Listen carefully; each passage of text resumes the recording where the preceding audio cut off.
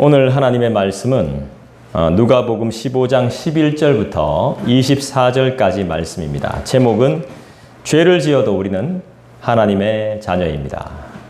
죄를 지어도 우리는 하나님의 자녀입니다. 우리 한번 따라해 봅시다. 죄를 지어도 우리는 하나님의 자녀입니다. 우리는 뭐라 그래야 될까요? 은연중에라고 해야 될까요? 그냥 무의식 중에 아버지와 나는 같다라고 여길 때가 있습니다. 아버지와 나는 같다. 나는 그분과 같다. 예를 들면 나처럼 이기적이고 자기중심적이고 세속적이고 때로는 타락했고 사랑이 없는 불완전한 존재. 우리 아버지가 그런 존재입니까? 쉽게 지치고 더우면 짜증내고 싫으면 말 안 하고 우리 하나님이 그런 존재인가요? 우리 아버지가 그런 존재이시냐 말이죠. 우리가 왜 하나님을 아버지라고 부를까요? 우리 자녀들에게도 왜 우리는 하나님이 아버지라고 가르칠까요?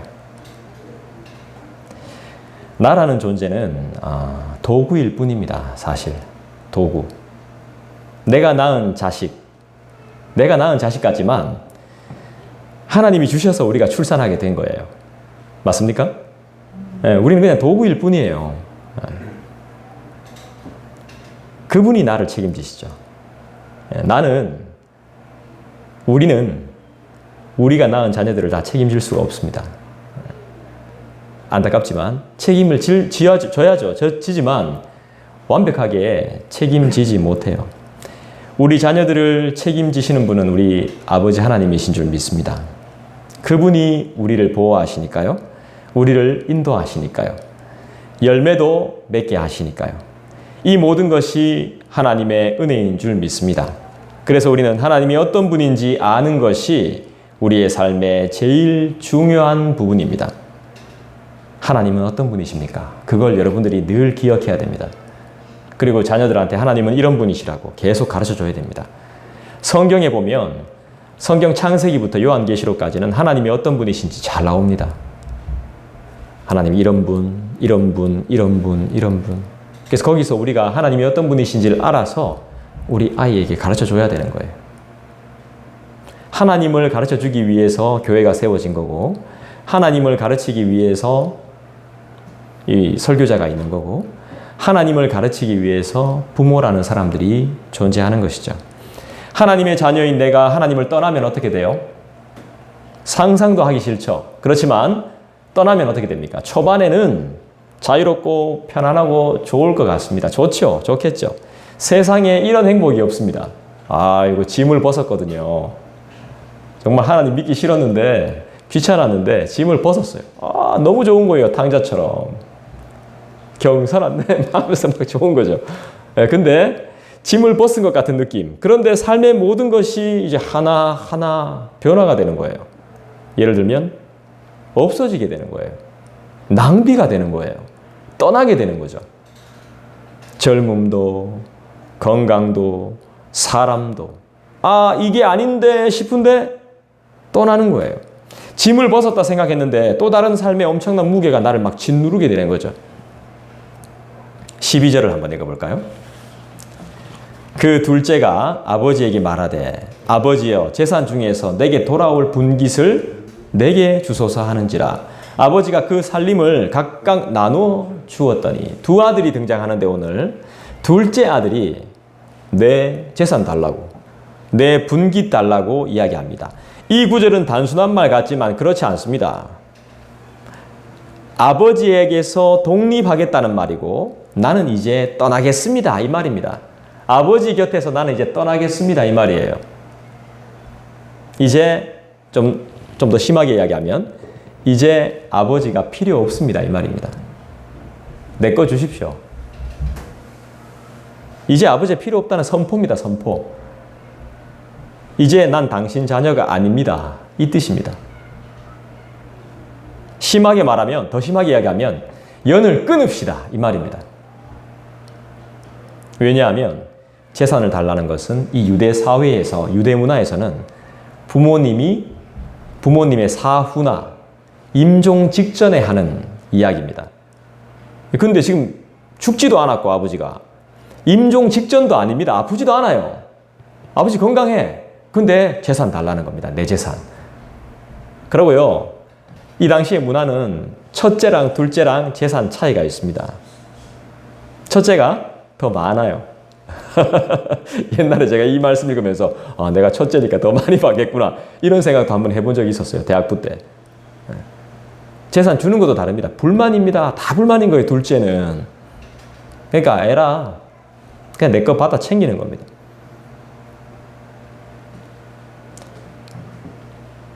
나는 이제 아버지가 없다는 선언이 되는 거죠.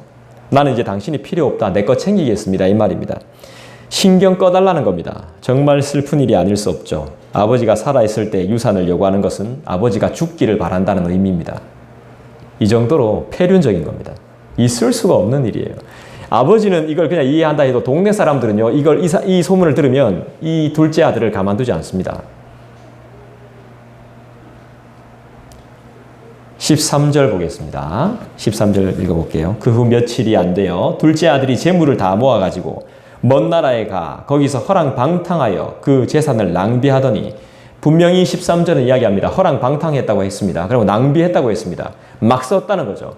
쓸 때 안 쓸 때 막 썼다는 겁니다. 아끼지 않았다는 겁니다. 우리하고 너무 다르죠. 왜 이렇게 했는지는 모르겠지만 분명히 말씀합니다. 허랑방탕하고 그 재산을 확실하게 낭비했습니다. 집에만 있으니까 아버지 품 안에만 있으니까 답답했는 모양입니다. 둘째가. 교회만 있으니까 숨이 막히고 세상으로 뛰쳐나가고 싶었나 봅니다. 세상이 아름답다고 생각하겠죠. 궁금하기도 하고 신기하기도 하고요. 그런데 어떻습니까? 여러분, 세상은 우리가 생각하는 것만큼 그렇게 아름답지 않습니다. 이 당시의 재산은요, 부동산이었습니다. 거의 부동산. 그래서 13절에 보니까 며칠이 안 돼요. 둘째 아들이 재물을 다 모아가지고 먼 나라로 갔다 그랬습니다. 이 부동산을 처음부터 처분한 거죠. 며칠이 안 돼서. 며칠 만에 현금화 시킨 거예요. 그러니까 부동산을 제가 받았을까요? 안 받았을까요? 거의 제값받기가 불가능했을 겁니다. 네. 대충 팔아먹은 거예요. 어느 정도 자기가 원하는 금액을 가지고 떠난 겁니다. 대충 정리하고. 급하게 처분하다 보니까 뭐 제값받기 힘들죠. 그러나 그냥 뭐 대충 이렇게 했을 겁니다. 아버지의 손길이 없는, 신경 쓰는 사람이 없는 어디로 갑니까? 아주 먼 나라로 갑니다. 먼 나라로 갔다는 의미는 다시는 돌아오지 않겠다는 작정입니다. 마음의 다짐인 거죠. 내가 절대로 아버지께로 돌아올 일이 없고 아버지께로 돌아올 생각도 없고 필요도 없다는 것입니다. 그런데 그렇게 떠난 사람이 어떻게 돼요? 한 절도 못 지나서 14절에 어떤 현상이 벌어집니까? 여러분 14절 한번 읽어볼까요? 여러분들이 한번 읽어주시겠어요? 시작. 다 없앤 후 그 나라에 크게 흉년이 들어 그가 비로소 굶기로 한다. 네. 잘 살아보려고 멋지게 살아보려고 먼 나라로 떠났는데 뭘 다 없앴죠? 자기의 재산을 다 없애버렸어요. 낭비했잖아요. 허랑방탕하게 썼잖아요. 그리고 설상가상으로 그 나라에 뭐가 왔죠? 흉년이 왔습니다. 이게 먹을 게 없다는 겁니다. 이제 큰일 났습니다. 그리고 우리 둘째 아들은 어떻게 됩니까? 핍절하게 되죠. 궁핍하게 됩니다. 궁상 맞게 되는 겁니다. 이제 없습니다. 주님의 음성을 무시하고 자기 마음대로 행한, 자기 생각과 기준대로 행한 인간의 진짜 모습이 나옵니다. 우리에게 보여주는 확실한 구절이죠. 자기의 재산을 그 짧은 시간에 다 없애고 나라의 흉년까지 왔습니다. 이 최악의 시나리오입니다. 15절입니다. 15절 한번 제가 읽어보겠습니다. 가서 그 나라 백성 중 한 사람에게 붙여 사니 그가 그를 들러보내어 돼지를 치게 하였는데, 저 이거 고등부 때 탕자 이거 선극한 적이 있었습니다. 전 주인공인 탕자는 아니었습니다. 탕자는 여러분들이 너무 잘 아시는 이선민이었습니다. 저는 주인이었습니다. 탕자를 받아주는 주인 역할을 했습니다. 그때 제가 고등부에서 인기를 끌기 시작했어요. 이 주인 역할 굉장히 멋있게 했어요. 네, 나중에 보여드릴게요. 궁금하시면. 정말 멋있게 했어요. 제가 그때 늘 입고 다니는 옷이 뭐였죠? 가죽 잠바에, 심은영이 너무 싫어한 가죽 잠바에 늘 블랙 그 기지바지였어요. 그래가지고 연기를 했어요. 제가 그때 그 잠깐의 연기였지만 신들린 연기였어요. 하나님이 하게 하신 신들린 연기. 지금 제가 생각해도 고등학교 2학년이 그런 연기를 한다는 건 있을 수 없는 일이었어요. 탁월했어요. 그 연기가. 유대인들은요, 하나님의 택한 백성으로서의 우월감이 있습니다. 그래서 종으로 사는 것을 인생의 가장 큰 수치로 여깁니다. 근데 지금 종이 됐습니다. 종도 아니에요. 종 밑에 품꾼이 됐습니다. 어느 집에. 품꾼은 일용직입니다. 정직원이 아니에요. 종이 아닙니다. 하루 쓰고 마는 겁니다. 지금 이 아들은 민족의 수치스러운 일을 하고 있습니다. 그리고 돼지는 유대인들이 아주 어떻게 여기죠? 레위기에 보면 이 돼지를 뭡니까? 부정하게 여기는 동물입니다. 그렇기 때문에 꺼려요. 돼지하고 가까이 있는 걸. 부정한 짐승하고 있는 걸 꺼리는데 돼지를 치게 됐습니다. 그것뿐인가요? 아니죠. 먹을 게 없으니까 뭐예요? 그 동물의 먹이인, 돼지의 먹이인 뭘 먹습니까? 쥐염 열매까지 먹어야 하는 아주 비참한 상황에 처한 것입니다. 하나님을 떠난 자가 처하게 되는 상황. 16절입니다. 제가 한번 읽어볼게요. 그가 돼지 먹는 쥐염 열매로 배를 채우고자 하되 이것도 주는 자가 없네요. 주는 자가 없는지라. 17절 볼까요? 이에 스스로 돌이켜 이르되 내 아버지에게는 양식이 풍족한 품꾼이 얼마나 많은가. 나는 여기서 추려 죽는구나. 이제 아들이 정신을 차리기 시작합니다. 저는 이 친구가 정신을 차렸다고 생각을 하지만 아직 회개를 했다고 보지는 않습니다. 자신의 이제 비참한 모습을 이제 보기 시작하는 겁니다. 자기의 모습을. 스스로 돌이켜라고 합니다. 정신이 번쩍 들었다는 것입니다. 18절입니다. 한번 읽어보실까요? 시작. 그러니까 일어나 아버지께 가서 이르기를 아버지 내가 하늘과 아버지께 죄를 지었사오니. 자신이 죄인이라는 것을 깨닫기 시작합니다. 하늘과 아버지께 죄를 지었다고 고백합니다. 지금 구체적으로 어떤 죄를 지은 겁니까? 하늘은 하나님이겠죠? 하나님과 아버지께 죄를 지었다고 했는데 구체적으로 어떤 죄죠? 계명을 범한 거죠. 일단 처음에 계명을 범한 겁니다. 무슨 계명을 범했습니까? 10계명을 범하게 된 거예요. 10계명의 부모를 공경하는 부분을 철저하게 범하게 된 겁니다. 이걸 상기하는 겁니다. 자기가 기억하는 거예요. 어겼습니다. 그리고 부정한 짐승과 접촉한 것이 죄가 되는 것이죠. 그 다음에 또 이 둘째 아들의 삶이 어땠습니까? 허랑방탕하고 낭비하는 삶이었습니다. 이걸 지금 후회하는 것이죠. 후회가 회개가 될 수는 없거든요. 회개는 가던 길을 과감히 멈추고 완전히 돌아서서 뒤로 돌아보지 않는 것입니다. 사람은 알 수가 없습니다. 속을 알 수 없죠. 같은 마음, 한 마음인 줄 알았는데 아니거든요. 그래서 사람은 믿는 존재가 아니에요. 잘못 믿었다간 큰 상처를 받습니다. 어떻게, 언제 돌변할지 모르거든요. 그리고 올챙이적 생각 못하는 존재가 바로 인간입니다. 여러분 사람 너무 믿지 마십시오. 19절도 한번 읽어보겠습니다. 지금부터는 아버지의 아들이라 일컬음을 감당하지 못하겠나이다. 나를 품꾼의 하나로 보소서 하리라 하고. 지금 18절과 19절은 자기의 독백입니다. 자기의 생각인 거예요. 지금 아버지께 그렇게 말하지도 않았고 하나님께 고백하지도 않았어요. 그냥 자기가 생각하는 내용인 거예요. 이렇게 해야지 가서 이제 이렇게라도 빌어야지 받아주시게. 18절, 19절은 자신의 비참함을 보고 독백을 하고 있는 장면으로 보여져요. 점점 잘못을 알아가고 깨닫게 되는 장면인 것이죠. 아들로서의 자격이 없음을 자기가 고백하고 있는 거예요. 20절 볼까요? 같이 읽겠습니다. 이에 일어나서 아버지께로 돌아가니라. 아직도 거리가 먼데 아버지가 그를 보고 측은히 여겨 달려가 목을 안고 입을 맞추니. 여기에 대한 해석들이 상당히 많이 있습니다. 아직 집 가까이 가려면 길이 상당히 멉니다. 근데 아버지가 나와 있었습니다. 매일 아들이 언제 돌아올까 싶어서 아버지가 매일 나가 있었다는 그런 의견도 있습니다. 그런 해석도 있습니다. 그런 설도 있습니다. 뭐 다 좋죠. 근데 왜 그렇게 멀리 나가 있었냐, 아버지가. 왜냐하면 유대 사회에서 이건 완전히 이거 폐륜하기 때문에 이건 돌 맞아 죽을 일이거든요. 그래서 안 죽게 하기 위해서 아버지가 멀리까지 뛰쳐나가 있었던 거예요. 그런 문화적인 배경, 그런 설명들도 있었습니다. 유대 사회에서는 있을 수 없는 일이죠. 우리하고 비슷합니다. 보통 아버지들은 어디 있습니까? 안방에 딱 앉아 있죠. 뭐 하러 왔어?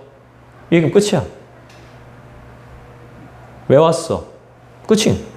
네, 그렇게 하지 않죠. 유대 사회도 그렇게 합니다. 가. 끝. 아무것도 이제 의미가 없는 거예요, 그 다음에. 근데 보십시오. 아버지를 죽은 것처럼 생각해서 재산을 탕진하고 온 자식을 받아줍니다. 정말 놀라운 일이죠. 아버지의 모습을 보십시오. 멀리까지 쫓아가서 어떻게 합니까? 목을 안고 입을 맞춥니다. 입을. 맞아요? 그죠? 입을 맞추죠. 20절에. 이 입을 맞춘다는 건 그냥 목 한번 안고 끝, 이게 아니야. 여러분, 준선이한테 어떻게 합니까? 직장 가다 돌아왔을 때 준선이한테 어떻게 해요? 준선, 끝이야? 아니잖아. 제가 어떻게 하게요, 우리 애들한테? 제가 좀 심한 이야기 해도 되겠습니까? 우리끼리니까. 이제 딸 바보잖아. 물고 빨고 한단 말이지. 그건 거예요, 그거. 한 번 쪽이 아닌 거예요. 아들이 왔어요. 이야, 안고 막 계속 뽀뽀하는 거야. 계속. 내 새끼. 하면서 막. 그 장면이 연속적으로. 이 장면입니다. 그러니까 아버지는 아들이 아버지를 배신했을 때부터 용서한 거야. 배신했을 때부터. 엄청난 배신이지. 배반인 거야. 그때부터 이미 용서한 거야.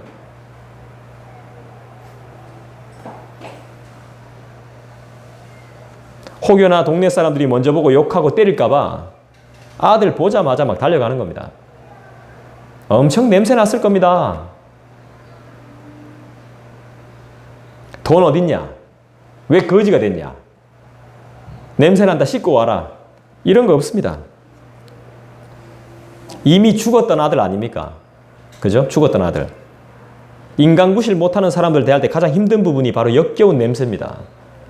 여러분, 사람이 죽었을 때, 시체가 썩을 때 우리가 제일 못 견디는 게 냄새예요, 냄새. 우리도 영적으로 죽은 자였습니다. 그 냄새 때문에 우리는 가까이 가지도 못하지만 우리 아버지는 사랑으로, 그분의 사랑으로 그 냄새를 없애버려요. 아버지는 아들이 멀리서 오는 걸 알아봐요. 아들이 아버지 잘못했어요 하기도 전에 이미 그를 불쌍히 여겼어요. 자신의 체면도 버리고 막 아들 맞으러 달려가요. 아들에 대한 적극적인 용서와 사랑을 표현해 주는 구절이 바로 20절 말씀이에요. 21절 한번 읽어볼까요? 같이 읽습니다. 시작. 아들이 이르되 아버지, 내가 하늘과 아버지께 죄를 지었사오니 지금부터는 아버지의 아들이라 일컬음을 감당하지 못하겠나이다 하나. 21절로 회개하는 아들에게 아버지는 22절로 답해요. 여러분들이 한번 읽어줄래요? 시작. 아버지는 종들에게 이르되 제일 좋은 옷을 내어다 입히고 손에 가락지를 끼우고 발에 신을 신기라. 아들 이야기 무시해버려 그냥. 아버지 나는 자격이 없습니다. 미안합니다. 이러는데 그냥 무시해. 죽을 죄를 졌습니다. 근데 무시해버려. 무시하고 어떻게 합니까? 22절로 답하죠. 어떻게? 제일 좋은 옷으로 입힙니다. 그죠? 제일 좋은 옷은 아버지의 아들로서의 명예를 회복시키는 거예요. 그리고 이 당시에 이때 이 가정에서 제일 좋은 옷은 아버지가 입고 계세요. 이 아버지의 옷을 아들한테 준단 말이에요. 그러면 이게 무슨 뜻일까요? 아빠가 입고 있는 옷을 아들에게 입혀요. 자기가 벗어서 입혀요. 그럼 이게 무슨 의미가 되겠습니까? 이 아들을 나처럼 대하라는 거예요. 그런 의미가 있는 겁니다. 유대 문화는 이런 게 있습니다. 이런 상징적인 의미들이 상당히 많아요. 그래서 성경을 우리가 해석할 때 힘든 부분이 많은 거예요. 그 다음에 가락지는 뭘까요? 가락지.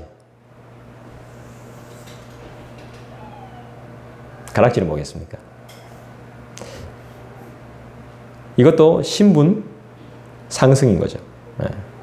근데 이게 보면 오늘 제가 이게 보면 신도 신기고 가락지도 끼우고 옷도 입히고 저는 옛날에 그런 게 있었거든요. 20대 때. 내가 스스로 막 인정받고 싶은 거야. 막 인기 있고 싶고 있잖아. 막 그런 게 있는 거야. 내가 하나님 믿는데 너무 찌질하게 사는 거지. 너무 뭐 볼품도 없고 잘난 것도 없고. 그래서 내 동기들보다 내가 차도 먼저 사야 되고 내가 일도 더 먼저 해야 되고 더 뛰어난 일을 해야 되고 그런 욕심이 막 생기는 거죠. 내 자신을 높이기 위해서. 근데 그렇지 않아요. 이 말씀 보니까 딱 나오잖아. 21절 보니까. 내 스스로 하는 것이 아니라 우리 아버지께서 해주셔야 되는 거죠. 아버지께 나오는 자에겐 아버지가 옷을 입혀주시고 가락지도 끼워주시고 신도 신겨주시죠. 가락지는 아들, 자녀로서의 권리를 회복하는 거거든요. 아버지 자신의 권한을 위임하는 거예요. 위임. 아들이 말하는 게 아버지가 말하는 거예요. 위임시키는 거예요. 가락지에 딱 끼워주는 게. 반지를 끼워주는 게. 인장반지. 자, 신을 신긴다 그랬습니다. 노예는 종은 신발이 없습니다. 이 당시에. 그러니까 종인 거. 지금 아들은 분명히 신발이 없었을 겁니다. 근데 이 자녀에게 신발을 신깁니다. 이게 뭘까요? 노예나 품꾼이 아니라는 거예요. 종이 아니라는 거예요, 이젠. 자녀의 신분으로 바뀌었다는 거예요. 세 가지로 확실하게 보여줘요. 옷으로, 가락지로, 신발로. 변화된 것을 말해주는 거죠. 하나님이 다 해주십니다. 여러분 조금만 참고 인내하시기를 우리 함께 기도하십시다. 23절 읽겠습니다. 그리고 살찐 송아지를 끌어다가 잡으라. 우리가 먹고 즐기자. 주 안에서 즐기는 것이 제일 좋죠. 왜요? 풍성하니까요. 넉넉하니까요. 하나님이 주시는 건. 살찐 송아지를 잡는다는 것은요. 이 당시에 최고의 손님한테 대접하는 거예요. 배신자를, 배반자를, 죽지도 않은 사람 죽게 만든 사람을 이렇게 해줍니다. 24절 읽겠습니다. 이 내 아들은 죽었다가 다시 살아났으며 내가 잃었다가 다시 얻었노라 하니 그들이 즐거워하더라. 하나님 나라의 귀한 잔치가 벌어졌습니다.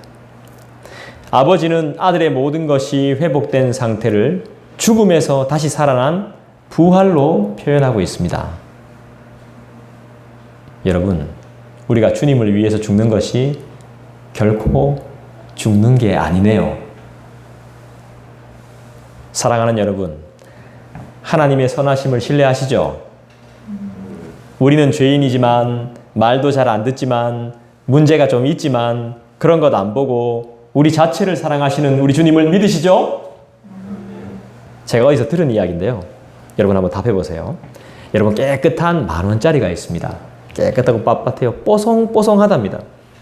근데 정말 더럽고 추한 김치국물 틴, 짜파게티 먹다가 틴, 구겨진 50,000원짜리가 있답니다. 이 둘 중에 뭘 선택하시겠습니까? 준다면. 그렇지, 50,000원 선택해야지.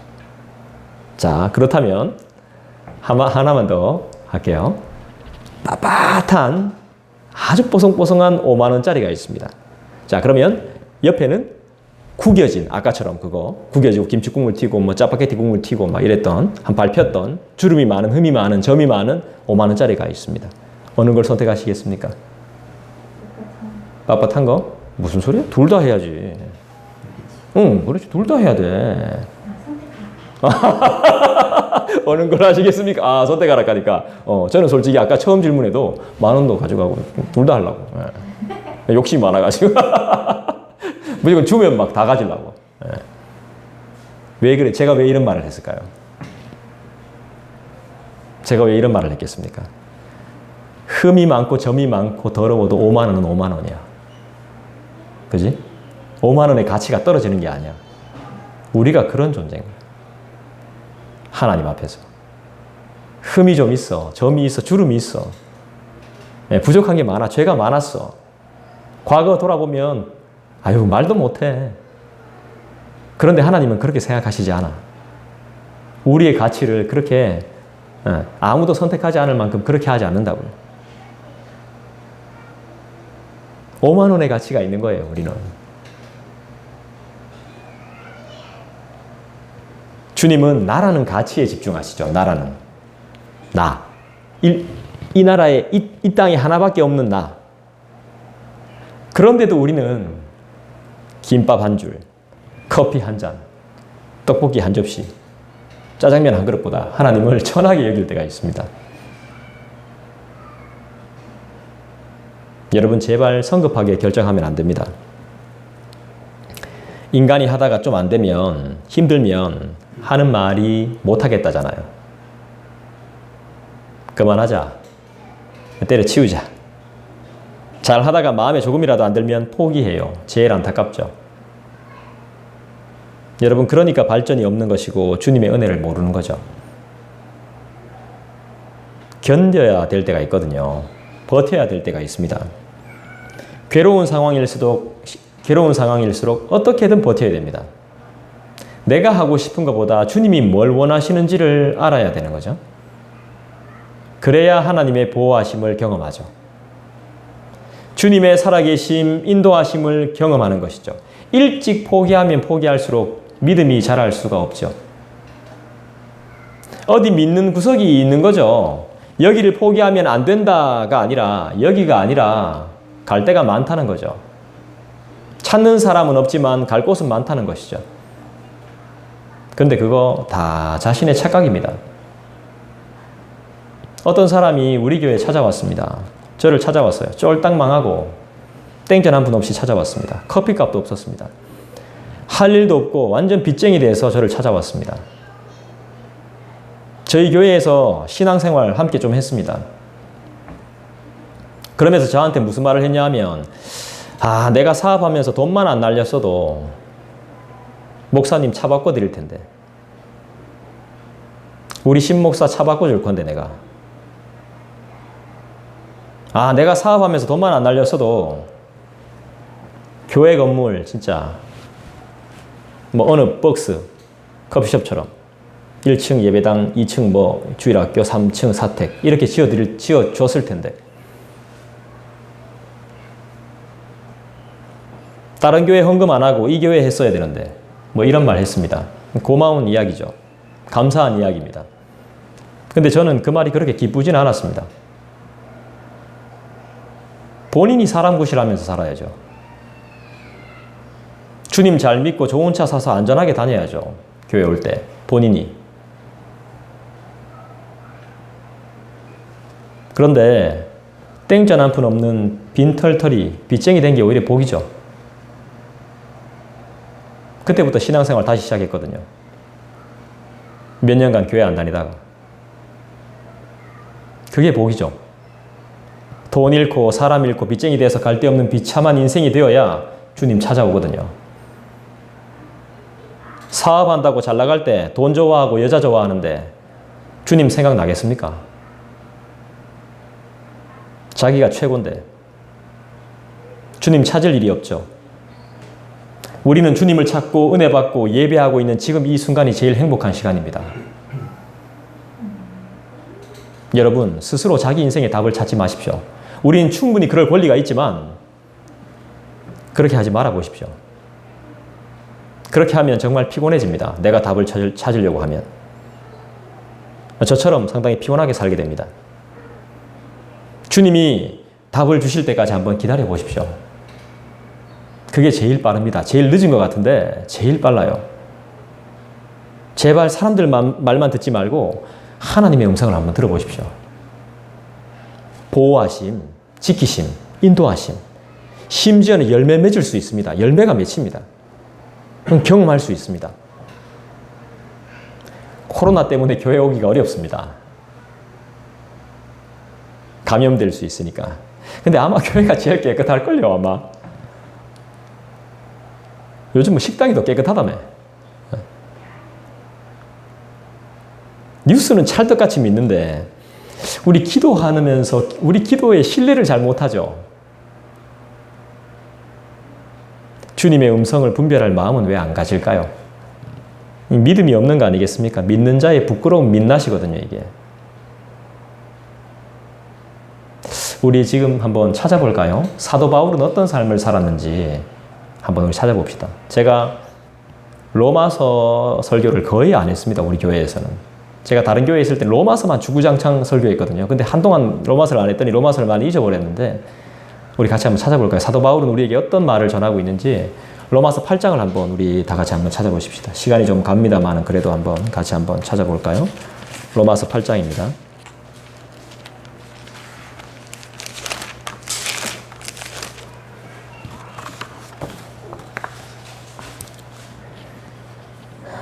(15절을) 한번 읽어보겠습니다. 여러분 15절 한번 읽어주시겠어요? 시작. 너희는 다시 무서워하는 종의 영을 받지 아니하고 양자의 영을 받았으므로 우리가 아빠 아버지라고 부르짖느니라. 어떤 고백 같아요? 자, 17절도 한번 볼까요? 17절 읽어주시겠어요? 시작. 자녀이나 상속자 곧 하나님의 상속자여 그리스도와 함께한 상속자는 우리가 그와 함께 영광을 받기 위하여 너희도 함께 받아야 할 것입니다. 영광스러운 소망이 안 느껴지나요? 여러분 어떠신가요? 나만 느껴지나? 18절을 한번 볼까요? 생각하건대 현재의 고난은 장차 우리에게 나타날 영광과 비교할 수 없도다. 28절도 한번 읽어볼까? 한번 읽어주시겠어요? 우리가 알거니와 하나님을 사랑하는 자 곧 그의 뜻대로 부르심을 입은 자들에게 모든 것이 협력하여 선을 이루느니라. 아멘. 35절도 한번 읽어봅시다. 시작. 누가 우리를 그리스도의 사랑에서 끊으리요 하나님